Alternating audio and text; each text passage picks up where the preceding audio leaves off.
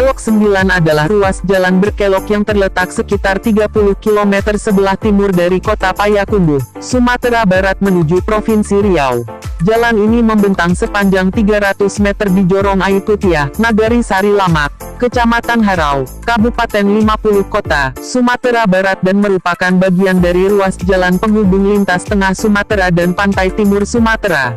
Jalan ini memiliki tikungan yang tajam dan lebar sekitar 5 meter, berbatasan dengan jurang, dan diapit oleh dua perbukitan di antara dua cagar alam.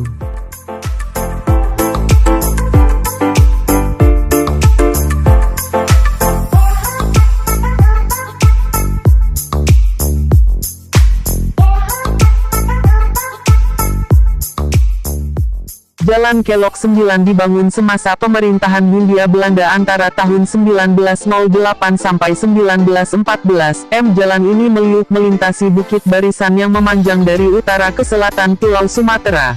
Jika direntang lurus, panjang Kelok 9 hanya 300 meter dengan lebar 5 meter dan tinggi sekitar 80 meter.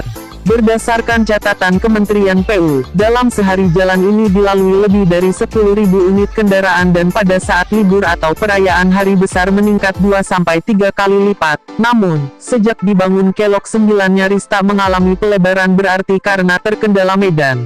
Seiring peningkatan volume kendaraan yang melintas, kondisi jalan yang sempit dan terjal sering mengakibatkan kemacetan.